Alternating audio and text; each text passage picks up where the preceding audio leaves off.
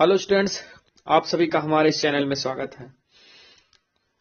आज मैं आपको एक वेरी इंपॉर्टेंट टॉपिक पढ़ाऊंगा जो कि आज का टॉपिक होगा हिंदी का, जो क्लास हाई स्कूल के लिए है और बेहद इंपॉर्टेंट क्वेश्चन है जो कि आपका 16 फरवरी को जो पेपर होगा, आप ये मान के चलिए आपको इसमें हूबहू एकदम क्वेश्चन मिलेंगे। ठीक है, तो अब हम समझ लेते हैं क्वेश्चन कैसे आएंगे। देखिए, पेपर आपका कुछ इसी प्रकार का होगा। यहाँ अनुक्रमांक आपको अपना रूल नंबर लिखना पड़ेगा और यहाँ अपना नाम लिखना पड़ेगा। ठीक है, उसके बाद आप आगे समझिए, इसमें कुछ निर्देश है, निर्देशों को समझ लेते हैं, उसके बाद क्वेश्चन को सॉल्व करते हैं। ठीक है, इसी प्रकार सेम निर्देश आपको बोर्ड पेपर में भी मिलेंगे। तो समझते हैं क्या निर्देश है। तो देखिए, समय जो होगा 3 घंटे 15 मिनट का होगा। पूर्णांक आपका 70 नंबर का होगा। देखिए, नोट में नंबर 1 है, प्रारंभ के 15 मिनट परीक्षार्थियों को प्रश्न पत्र पढ़ने के लिए निर्धारित है। और दूसरा देखिए क्या निर्देश है, यह प्रश्न पत्र 2 खंडों आ और बा में विभाजित है। और तीसरा इसमें है, खंड आ में 20 अंक के बहुविकल्पीय प्रश्न हैं जिनका उत्तर OMR शीट पर दिया जाना है। चौथा है, OMR शीट पर उत्तर अंकित किए जाने के पश्चात उसे काटे गए। ठीक है, अगर आप काटे नहीं हैं तथा इरेजर एवं व्हाइटनर आदि का प्रयोग ना करें। ठीक है, इसका मतलब समझिए। देखिए, जो OMR शीट पर आप लोग इसका आंसर देंगे, मतलब सर्किल करेंगे पूरी रूप से, तो उसमें काटे नहीं। ठीक है, कभी कभी कुछ लड़के ऐसे भी कर देते, तो ऐसा नहीं करना है, न उसको रेजर लगाना है आप किसी प्रकार का। ठीक है, वरना वो पूर्ण रूप से गलत हो जाएगा। और पांचवा इसमें है, देखिए, खंड बा 50 अंक का है, जिसमें से आप लोग जानते हैं खंड आ जो रहेगा 20 अंक का रहेगा। ठीक है, खंड बा जो रहेगा 50 अंक का, जिसमें सभी वर्णनात्मक प्रश्न पूछे जाएंगे, मतलब लॉन्ग क्वेश्चन पूछे जाएंगे। ठीक है, अब हम समझते हैं खंड आ का बहुविकल्पी प्रश्न, जो 20 क्वेश्चन आप लोगों में आंसर होगा। देखिए समझिए, हम यह खंड आ बहुविकल्पीय प्रश्न, ये बहुत ही इंपॉर्टेंट क्वेश्चन है आप लोगों के लिए। आप मान के चलिए इतना तैयार कर लेते हैं तो आप अच्छे से अच्छा मार्क्स एकदम पास हो जाएंगे। मान के चलिए आपको 70 में 70 नंबर भी मिल जाएंगे। ठीक है, तो अब समझते हैं इसे। प्रश्न नंबर 1, देखिए प्रश्न नंबर 1 है, पृथ्वीराज रासो किसकी रचना है। तो पृथ्वीराज रासो किसकी रचना है, यह चंद्र बरदाई जी की। ठीक है, अगला देखिए प्रश्न नंबर 2, भारत दुर्दशा के रचनाकार कौन है। तो भारत दुर्दशा के रचनाकार हैं भारतेंदु हरिश्चंद्र। ठीक है, अब प्रश्न नंबर 3 देखिए, कलम के सिपाही के लेखक कौन है। तो कलम के सिपाही के लेखक हैं अमृत राय। ठीक है, अब अगला समझते हैं हम लोग। देखिए प्रश्न नंबर 4 देख लेते हैं इसमें। प्रश्न नंबर 4 है इसमें, यामा के रचयिता का नाम कौन है। तो ये महादेवी वर्मा जी का है। ठीक है, अब हम प्रश्न नंबर 5 देखते हैं। देखिए प्रश्न नंबर 5 है, हंस हंस भाज देखे दूल्हा दिगंबर को, पहुनी जे आवे हिमालय के उछाए में। ठीक है, में सब निम्नलिखित रस है, मतलब इसमें कौन सा रस है। तो यहाँ देखिए, हंसी हंस बाज देखे दूल्हा दिगंबर को, इसमें हास्य रसी है। क्या है, हास्य रस है। अब हम अगला देखें प्रश्न नंबर 6, तो ठीक है, प्रत्यय लगाकर शब्द बनेगा। तो कौन बनेगा इसमें। तो प्रश्न नंबर 6 का राइट आंसर है ए, मृदुत्व। ठीक है, अगला 7 नंबर देखते हैं। देखिए, शांत रस का स्थायी भाव क्या है। तो शांत रस का स्थायी भाव होता है निर्वेद। ठीक है, अब हम लोग 8वां प्रश्न समझते हैं इसका। देखिए, सारे के सारे इंपॉर्टेंट, बहुत ही इंपॉर्टेंट क्वेश्चन है। अब वीडियो को ज्यादा से ज्यादा आप लोग शेयर कर दें। ठीक है, प्रश्न नंबर 8 देखिए। देखिए, यह है, बंदह गुरु पद कंज कृपा सिंधु न रूप हरि। ठीक है, महामोह तम पुंज जासु वचन रविकर निकर। ठीक है, इसमें कौन सा छंद है। ठीक है, तो इसमें ये पूछा जा रहा है, इसमें कौन सा छंद है। तो इसमें है सोरठा छंद। ठीक है, अब हम लोग अगला प्रश्न देखते हैं। देखिए प्रश्न नंबर 9 है इसमें।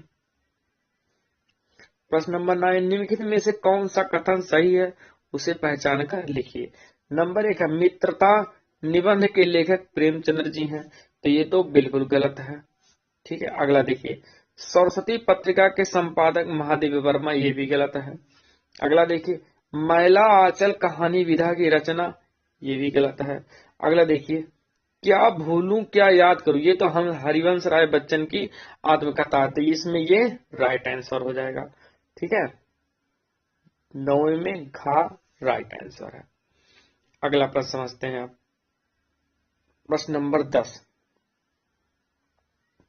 देखिए प्रश्न नंबर 10 है, सूरज का 7वां घोड़ा हिंदी साहित्य की कौन सी विधा है। देखिए ये सारे क्वेश्चन आप 100% तैयार करके ही जाइएगा, ताकि आपको बोर्ड में ऐसे सेम पेपर एकदम मिलेगा। ठीक है, तो इसमें देखिए सूरज का 7वां घोड़ा हिंदी साहित्य की कौन सी विधा है, तो ये उपन्यास है। ठीक है, अब हम प्रश्न नंबर 11 देखते हैं। प्रश्न नंबर 11 है, कलम का सिपाही के लेखक कौन है। देखिए काफी इंपॉर्टेंट है, वेरी वेरी इंपॉर्टेंट क्वेश्चन है सब। ठीक है, कलम के सिपाही के लेखक अमृत राय जी हैं। ठीक है, अगला देखिए 12 नंबर प्रश्न है, अज्ञान तत्सम शब्द का तद्भव रूप होता है। ठीक है, तो क्या है इसका तत्सम। ठीक है, शब्द का तद्भव रूप क्या है, तो इसका राइट आंसर है अनजान। ठीक है, अगला 13 नंबर प्रश्न देखते हैं हम। ठीक है, 13 नंबर है इसमें, आग, अनल, पावक, ज्वाला आदि कहलाते हैं, क्या कहलाते हैं। देखिए विलोम है, तत्सम है, पर्यायवाची है, या फिर शब्द रूप है। तो 13 का राइट आंसर है पर्यायवाची। ठीक है, अब हम अगला प्रश्न देखते हैं। देखिए अगला प्रश्न नंबर 14 है, गंगा यमुना का समास विग्रह क्या होता है। इसका होता है गंगा और यमुना। अगला देखिए 15 नंबर प्रश्न है, अंबर घन, देखिए अंबर पनघट में डूबो रही तारा घट उषा नगरी, इस पंक्ति में, ठीक है, पंक्ति में अलंकार पहचान कर बताइए। उपमा अलंकार है, या अनुप्रास अलंकार है, या रूपक अलंकार है, या फिर उत्प्रेक्षा अलंकार है। तो इसमें जो राइट आंसर है आपका वह है रूपक अलंकार। ठीक है, अगला देखिए प्रश्न नंबर 16, महोदय संधि का, महोदय का संधि विच्छेद है। तो इसमें महोदय का संधि विच्छेद क्या है। देखिए महा प्लस हौज, या फिर महाहौजा, या उसके बाद गा वाला है महा प्लस औझा। ठीक है, और इसमें देखिए महा प्लस औझा, तो इसमें राइट आंसर जो 16 का वो है गाना। ठीक है, गा नंबर। ठीक है, अगला देखिए 17 नंबर समझते हैं। ठीक है, 17 नंबर है, हसिष्यथा रूप है हस धातु का। ठीक है, तो इसमें कौन सा राइट आंसर है। ठीक है, देखिए नंबर 1 है इसमें लिट लकार मध्यम पुरुष या द्विवचन, और इसमें देखिए खा में है लिट लकार प्रथम पुरुष या एक वचन। इसमें देखिए लिट लकार या फिर उत्तम पुरुष या बहुवचन, तो या फिर लोट लकार या मध्यम पुरुष या फिर एक वचन। तो जो 17 का राइट आंसर है वह है का, लिट लकार मध्यम पुरुष और द्विवचन है। अगला 18 नंबर देखिए, मधुनी रूप का मधु शब्द है, क्या है। देखिए षष्ठी विभक्ति द्विवचन, या सप्तमी विभक्ति एक वचन, या द्वितीय विभक्ति द्विवचन, या फिर चतुर्थी विभक्त द्विवचन। तो जो 18 का राइट आंसर है वह है खा, सप्तमी विभक्त एक वचन। ठीक है, अगला समझते हैं। देखिए 19 नंबर क्वेश्चन देखिए, पंच धातु लिट लकार प्रथम पुरुष एक वचन का रूप बताइए। ठीक है, तो इसका 19 का जो राइट आंसर है वह है पच्छत। ठीक है, अगला 20 नंबर का देखिए, निम्न में से छायाद युग की का कवि है कौन है। तो इसमें देखिए नंबर 1 सुमित्रानंदन पंत जी, या फिर नरेंद्र शर्मा, या दादू दयाल, या फिर कुतुबन। तो इसमें जो 20 में राइट आंसर हुआ है सुमित्रानंदन पंत। तो ये था ऑप्शन वाले सारे क्वेश्चन जिसका आंसर आप लोग पा गए। अब हम समझते हैं खंड बा से, जो कि आपके पेपर में ऐसे सेम क्वेश्चन पूछे जाएंगे, पैसेज जो आएगा मान चलिए इसी चैप्टर से ही मिल जाएगा। ठीक है, तो समझिए। देखिए इसमें प्रश्न नंबर 21 से निम्नलिखित गद्यांश पर आधारित प्रश्नों के उत्तर दीजिए। ठीक है, तो देखिए ये एक आपको ऐसे पैसेज मिलेगा। ठीक है, जब आप लोग पेपर देंगे उसके बाद देखिए यहाँ पर जैसे का, खा और गा 3 क्वेश्चन पूछे गए हैं। जैसे प्रस्तुत अवतरण के पाठ और लेखक का नाम बताइए, रेखांकित, ठीक है, अंशों की व्याख्या कीजिए, और इसमें युवा पुरुष की संगत के बारे में क्या कहा गया है। ठीक है, तो ऐसे आपको पैसेज मिलेगा और इसी पैसेज को देख के इन तीनों का ऐसे जवाब देना पड़ेगा। ठीक है, बहुत ही सरल और आसान इसी से ढूंढ के आपको लिखना है। ठीक है, अब अगला प्रश्न देखते हैं। देखिए इसमें ऐसे 4 से 5 क्वेश्चन आपको आपके बोर्ड पेपर में मिलेगा। जैसे इसमें अगला क्वेश्चन है था, अच्छी संगत से होने वाले लाभों को उदाहरण देकर समझाइए। कुसंग का क्या प्रभाव होता है? अथवा करके देखिए, 2 पैसेज रहेगा, दोनों में से कोई एक आपको करना रहेगा। ठीक है, इसी प्रकार देखिए ये पैसेज दिया गया है। अब इसमें भी 5 क्वेश्चन को पूछा गया, प्रस्तुत और अवतरण के पाठ और लेखक का नाम बताइए। ठीक है, रेखांकित अंशों की व्याख्या कीजिए। अगला है, प्रस्तुत गद्यांश में किसके बारे में और कहा गया है? ठीक है, क्या कहा गया है? अगला देखिए, ममता की वेदना का वर्णन अपने शब्दों में कीजिए। ममता कौन थी, वह क्या देख रही थी? ठीक है ना, तो जैसे रेखांकित मान लेता हूं, जैसे इतने का आपको करना है, तो ये हो गया उसका रेखांकित की व्याख्या करना। ठीक है, अगला अब हम 22 नंबर प्रश्न देखते हैं। वीडियो अगर आप लोगों को पसंद लगे तो वीडियो को लाइक, सब्सक्राइब और शेयर करना ना भूलें। वीडियो को ज्यादा से ज्यादा शेयर करें। अब देखिए प्रश्न नंबर 22 है, इसमें निम्नलिखित गद्यांश पर, ठीक है ये पद्यांश है, निम्नलिखित पद्यांश पर आधारित प्रश्नों के उत्तर दीजिए। ठीक है, इसमें देखिए ये पद्यांश ऐसे दिया रहेगा। ठीक है ना, तो इसमें समझिए, देखिए इसमें भी पद्यांश, जैसे ये इतना पद्यांश दिया गया है। अब इस पद्यांश को आप लोग ध्यान से पढ़ेंगे। उसके बाद यहाँ देखिए कुछ क्वेश्चन दिया गया है। ठीक है, और इस क्वेश्चन का जवाब इसी पद्यांश से देना। जैसे प्रस्तुत पद्यांश की संदर्भ, ठीक है, सा संदर्भ हिंदी में व्याख्या कीजिए तथा काव्य सौंदर्य भी स्पष्ट कीजिए।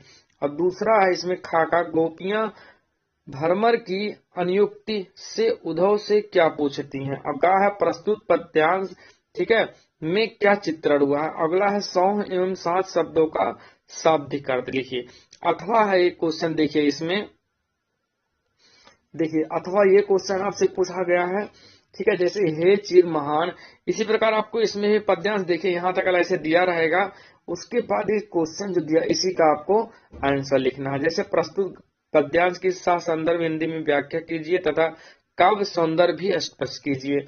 अगला, कवित्री ने बैरागी की भांति उदासीन किसे कहा है? अगला, शैली बनता है। ठीक है, इंद्रधनुष से कवि का क्या तात्पर्य है? अगला है, यह स्वर्ण रहीम छू श्वेत भाल में रूपक अलंकार प्रस्तुत है, प्रयुक्त है क्यों? ठीक है, तो ऐसे क्वेश्चन आपके आएंगे जिसका आपको क्या करना है, उसमें से आंसर देना है। ठीक है, अब अगला समझते हैं। देखिए अगला है प्रश्न नंबर 23, काफी इंपॉर्टेंट है, जो आपको बोर्ड पेपर में दिख ही जाएगा। ठीक है, इसमें देखिए, निम्नलिखित लेखकों में से किसी एक का जीवन परिचय देते हुए उनकी किन्हीं इस, ठीक है, इस 2 रचनाओं के रचना, मतलब 1-2 रचना उसके लिखना है। ठीक है, अब देखिए नंबर 1 है आचार्य रामचंद्र शुक्ल, अगला है जयशंकर प्रसाद, अगला है डॉक्टर राजेंद्र प्रसाद। देखिए ये तीनों काफी इंपॉर्टेंट है। यदि आप इन तीनों को याद कर लेते हैं तो आप 100% मान के चलिए कि आपको बोर्ड पेपर में मिल जाएंगे। देखिए खा है, इसमें निम्नलिखित कवियों में से किसी एक का जीवन परिचय देते हुए उनकी 2 रचनाओं का उल्लेख कीजिए। अब इसमें है सूरदास, महादेवी वर्मा और राम नरेश त्रिपाठी। आप इन तीनों को याद कर लीजिए, 100% एक क्वेश्चन आपको इसमें मिल ही जाएगा। ठीक है, अब अगला प्रश्न समझते हैं हम लोग। देखिए अगला है प्रश्न नंबर 24, निम्नलिखित संस्कृत गद्यांशों में से किसी एक का संदर्भ सहित हिंदी में अनुवाद अपने शब्दों में कीजिए। ठीक है, देखिए यहाँ पर भी आपको गद्यांश ऐसे संस्कृत में दिए गए हैं।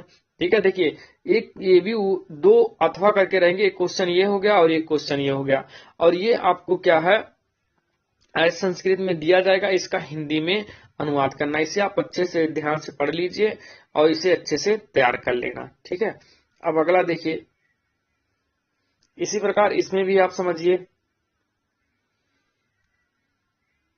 ठीक है, तो इसमें भी आपको पद्यांश में भी ऐसे दिए रहेंगे अथवा करके, दोनों में से क्या करना है, इसका हिंदी में अनुवाद करना है। अब अगला हम समझते हैं 25 नंबर क्वेश्चन।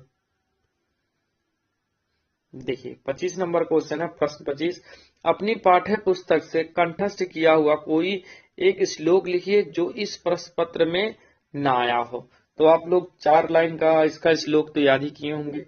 ठीक है, देखिए हमेशा 2 याद करना चाहिए, 2 तो एकदम 100% याद कर लो, ठीक है। लेकिन अगर आप बहुत अच्छा चाहते हैं कि आपको किसी प्रकार की कोई दिक्कत ना हो, तो 2 से 3 आप लोग अच्छे से याद कर लो। क्योंकि मान लेते हैं कभी कभी आपके याद करने का तरीका ये होता है कि आपने पहला दूसरा याद किया, वही दोनों दे दिया, तब क्या करेंगे, तो एक तीसरा आप 100% याद करिए, ठीक है। तो इसलिए तो आप लोग 100% याद ही कर लीजिएगा, ठीक है, क्योंकि वो बोर्ड पेपर में 100% आता है। अब अगला प्रश्न समझते हैं। देखिए प्रश्न नंबर 26 है, निम्नलिखित प्रश्नों में से किन्हीं 2 प्रश्नों के उत्तर दीजिए। अब देखिए इसमें से 2 प्रश्न है, ठीक है, जिसमें 2 आंसर देना है, तो 4 क्वेश्चन आप कैसे दिए जाएंगे, जिसमें से 2 क्वेश्चन का आपको आंसर देना है, ठीक है। अगला आप समझते हैं 27 नंबर। देखिए निम्नलिखित में से किन्हीं 2 वाक्यों का संस्कृत में अनुवाद कीजिए। अब देखिए जैसे इसमें 4 वाक्य ऐसे दिए गए हैं, और इसको क्या करना है, आपको संस्कृत में अनुवाद करना। हम जैसे नंबर 1 देखिए ध्यान से, हमें विद्यालय जाना चाहिए, ठीक है, मैं वाराणसी नगरी जाऊंगा। तो ऐसे आपको कुछ क्वेश्चन मिलेंगे जिसका आपको संस्कृत में क्या करना है, अनुवाद करना है, और इसमें से मान के चलिए आपको 2 क्वेश्चन मिल ही जाएंगे। अब अगला हम 28 नंबर समझते हैं। देखिए 28 नंबर प्रश्न है, निम्नलिखित विषयों में से किसी एक विषय पर निबंध लिखिए। नंबर 1, मेरे प्रिय कवि या साहित्यकार, पर्यावरण प्रदूषण, वन महोत्सव, वन का महत्व, ठीक है, वनों का महत्व। अगला है छात्र और अनुशासन, स्वास्थ्य एवं शिक्षा, कंप्यूटर का महत्व। देखिए यदि आप इसमें से याद कर लेते हैं तो आपको हूबहू एग्जाम में 100% मिल जाएगा, ठीक है। अब हम अगला क्वेश्चन देखते हैं।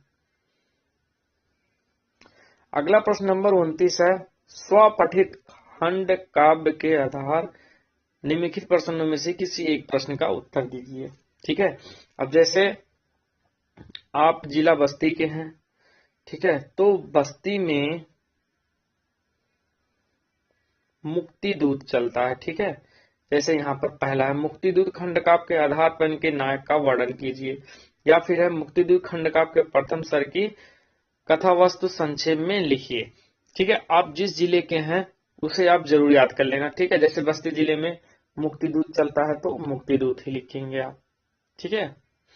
कोई इसमें से एक आंसर आप लोगों को याद करना है, ठीक है। अपने जिले का ध्यान से देख लेना, ताकि आप लोगों का ये 100 में 100% क्वेश्चन हो जाए और किसी प्रकार की सीजन को कोई दिक्कत ना हो। तो ये था आप लोगों का वायरल क्वेश्चन, काफी इंपॉर्टेंट क्वेश्चन है, जो प्रत्येक वर्ष ये पूछे गए हैं क्वेश्चन, ठीक है। इसी प्रकार का वीडियो पाने के लिए आप लोग हमारे चैनल को लाइक, सब्सक्राइब और शेयर करना ना भूलें। वीडियो देखने के लिए धन्यवाद। जय हिंद।